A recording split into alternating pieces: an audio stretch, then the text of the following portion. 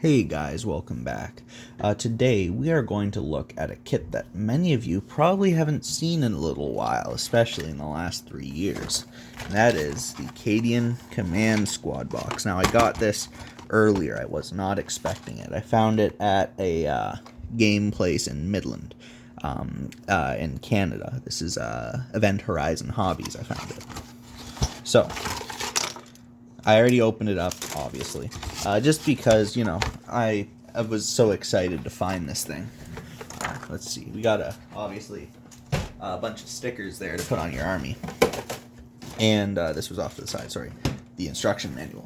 So, I mainly got this because I saw this guy and his little staff, and I thought, that's really good.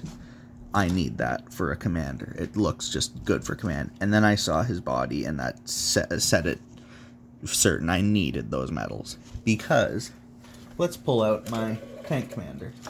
I may have posted a video of him already, but I upgraded him a bit further, and I painted all of the upgrades. So, what we settled on was las cannons, gave him some baggage, things like that. Upgraded his head to be an actual tank commander head. One reminds you a bit of Rommel. And I gave him a medal from a Space Marine Centurion or something. It doesn't really matter. And I upgraded him. But I was thinking this guy should be the biggest narcissist of them all. So I wanted him to have a highly decorated chest plate. So I found this one, got a bunch of medals on it, and realized I need this kit. So let's set that on the side. We'll take a quick look at the old sprue. And I will say, I've seen the more recent Cadians. Functionally, they look better in the sense of better detail. But they are awful to build, much like almost all of current GW's models. Why do you need 4 separate pieces to attach a pair of legs to a body? This is how it always should have been.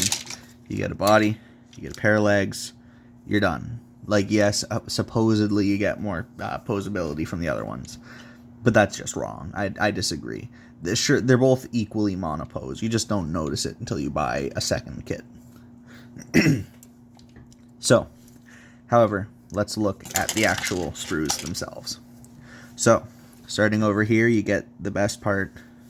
One of those old sergeant command staff things, like the ones Romans used to have to beat their soldiers, or Centurions specifically.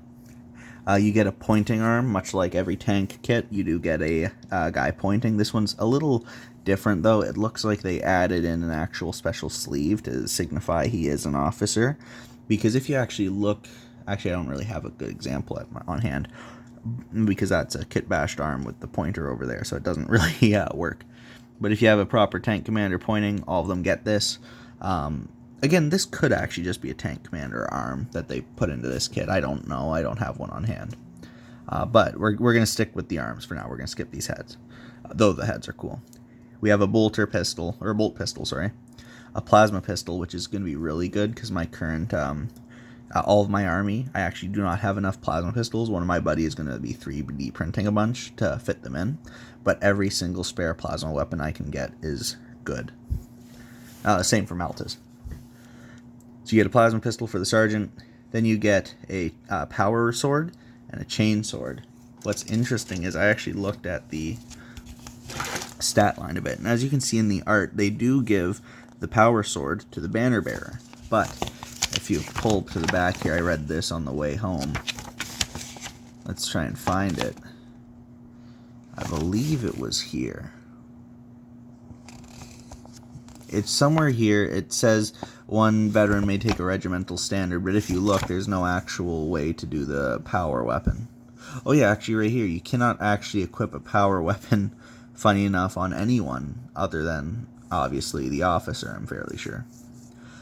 Which doesn't really matter. That's all old, like, whichever edition this actually came out, that's when it applied. It did not apply, it does not apply to 10th, and it almost certainly will not apply to 11th anyway. Moving on, we have the chainsword as well. Sorry, I had that off camera. We have the chainsword, which is a classic for the guard, and for 40k as a whole. We have a flamer, and I'm going to get into a stupid flamer on that one. But first, we've got the plasma gun. This is a proper plasma gun too, not even a pistol. That's obviously for one of the actual veterans in the thing. And you have a power fist, and I will say the power fist is one of the things that they have improved. This looks awful.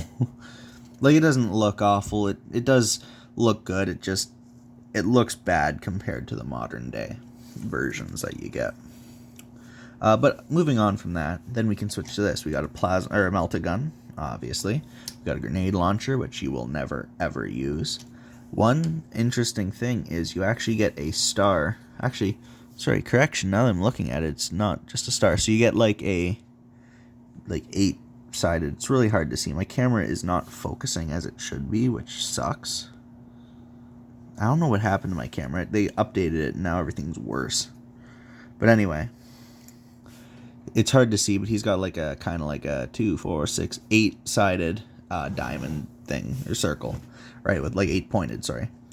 But then it's also got the chevron, I believe it's called, the little arrow for the military above it, which is really funny that they want you to have that and then put the mold attachment right on top of it, which will ruin it. But anyway, then you get the same thing here, and this time 6, 2, 4, 6, 8. Still 8 spots on that one for the plasma gun. So I guess that's the special.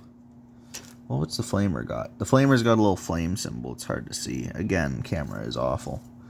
But I'm guessing because you can only take a melta or a plasma, so that's supposed to be. Well, no, the melta does have a different design too. I'm sorry. Now that I think about it, I might have just read the plasma gun to you twice. Anyway, the melta gun has an actual 4-pointed star on it. It's hard to see again. Sorry about that. And then you've got the grenadier, which is like a circle, and then like 3 little tails on the top. Either way, though, so that's obviously, it shows their special forces, but obviously you also have to deal with the fact that they have, this isn't really, you get the chevron no matter what. You don't really get a choice in that unless you carve it off, I guess. And then you get, this is a really cool bit. I like bits like this, where it's just an at-rest hand resting on the las gun, which is being held up by the strap over the shoulder. Then you can move on to the plasma pistol here for an officer. We'll quickly flip this around. You've got this hand holding a helmet. You got this hand bandaged up, and it's got a little loop around it to put around the head of the soldier to show he's like injured. These two actually apparently go together if you look at the instruction manual, I guess, to show he's an injured trooper, which is funny because like it's a cool bit. But what is that supposed to signify? Is he supposed to be the medic? Because we also do get a bit for the medic that I'm going to be covering in a second. So finally that leaves us down here, where we have, these hands are just to hold the little handle on the grenadier and the flamethrower, so that's kind of, whatever. This here is a hand that holds a map attached to that arm, obviously.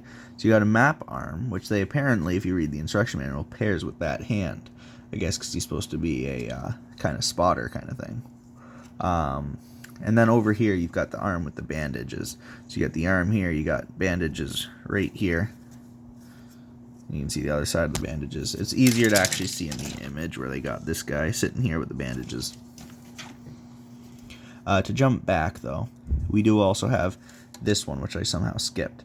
This is just the one for the Vox caster put up to his head. So we'll skip that, that's all good now. Over here we don't have any arms. Oh, we do have arms, sorry. So we have the classic, lifting a banner, which is always cool. Then you get this arm, which goes with this sniper arm here. And the sniper comes with a little cloak. I like that, actually. That's a really cool little bit.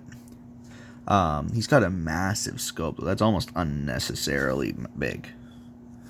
Then you have the stupid flamer, which is supposed to be a heavy flamer, which I don't think command squads can take anymore, so they probably removed that completely from the updated command squad bit.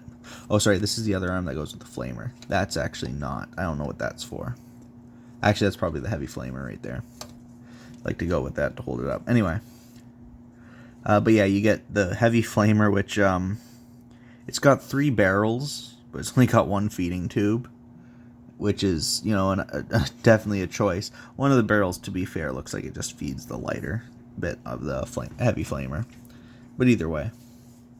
Now we can move on to other stuff. So legs, you get 3 standing ones. Nothing crazy. I like this pair of legs. It's kind of a unique style compared to the other guardsman legs that you could get in the original boxes that came of this edition.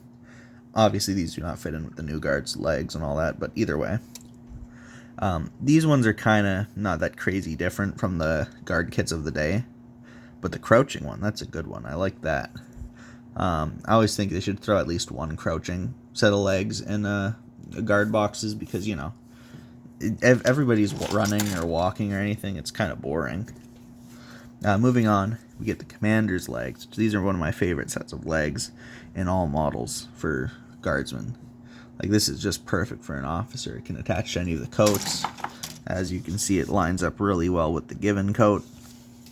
Overall, really fun. Now we can cover just the other random little bits and pieces. You get a ammo pack for your flamer. You get a little servo skull, which I'm not actually sure what I'm even going to do with that. It doesn't even tell you how to use it either. If you check the instruction manual, it's like this is where they suggest, you add your little bits. You can add your gas mask, your grenades, your all that, and it just implies you're supposed to put the servo skull somewhere. It doesn't really tell you. So I'm probably going to use it for servo skull for Krieg Command Squad, because that's now a thing that wasn't around when these guys came out. Not in the same way anyway. But yeah, so you get the servo skull, you get Vox caster, obviously. Had to go with the Vox caster. You get some nice pistols. I'm pretty sure those are las pistols, nothing bigger really. Definitely not bolt pistols. Maybe they could be auto pistols, but that doesn't really matter since there's no rules for that. There is binoculars, which is really funny. These binoculars and one of the heads that are in this kit, I did not know came from the Command Squad kit. This pair here, where it's got like a eye covering, I have one of these, and I thought it was from like a tank or something that I didn't have. No, it comes from the Command Squad apparently, so that's good to know. Let's see, what else do we got here? I think that's it for this sprue. Overall, though, this is a good sprue. Oh, we skipped the heads over here. So you get just a basic guardsman head, but it's actually very cool. It's hard to see, but he's got a cigar in his mouth, which is, something that was severely lacking in the normal kit. The guard were never smoking, which is funny considering, the Army does smoke. And then you obviously get your commander head, which looks really good. Looks like a Navy SEAL kind of guy. Really like him. I think for my tank commander, though, I'm going to stick with the head that I do have. It's hard to see. But still a cool head that I'm going to put on a field commander of some kind. Moving back to this kit. Now, you get your banner, but it's missing a topper. You get two choices. You get, actually, funny enough, these two choices are the exact same thing. I guess you're supposed to put on, well, you're supposed to put on one, it looks, but I don't know why they would give you two. They look the exact same. Maybe it's in case it broke? Oh, sorry, I'm blind. I didn't see the second banner there. Somehow. So yeah, you get two banners, two little toppers for said banners. Sorry, you got to see me be blind and live, really. So you get a bunch of grenades, just like the guard does, just to signify the grenades keyword. Or actually, apparently back then, you could just throw grenades as like an action for the unit. You get a knife and a canteen from the guard. Which is actually funny, because I think they made this one, at least this little bit of the sprue, earlier than the rest, because the canteen is actually poorly built compared to later canteens that show up in the basic guard kit. Then again, this could also just be a bad sprue for that one. Then you get these gas masks, which I didn't even know were part of this. Like, this is cool. You get to give them all kind of like the Kasserkin kind of masks, which is, I guess, interesting. I guess, in a way, old Warhammer was more about kit bashing. Maybe this is how you were expected to get your Kasserkin, was to buy a command squad or two, then you could add these to normal guardsmen and give them the gas mask. Either way, very cool to have. We also got this it's like two pouches and a grenade. Just a little variation there. You got some canteens over here. And then you got canteens, spare knives, and an ammo pack or two for the last guns. Overall, a very cool kit. I really like it. I'm going to be doing a video on making a very specific model that was recently announced. And actually, I'm probably going to do that.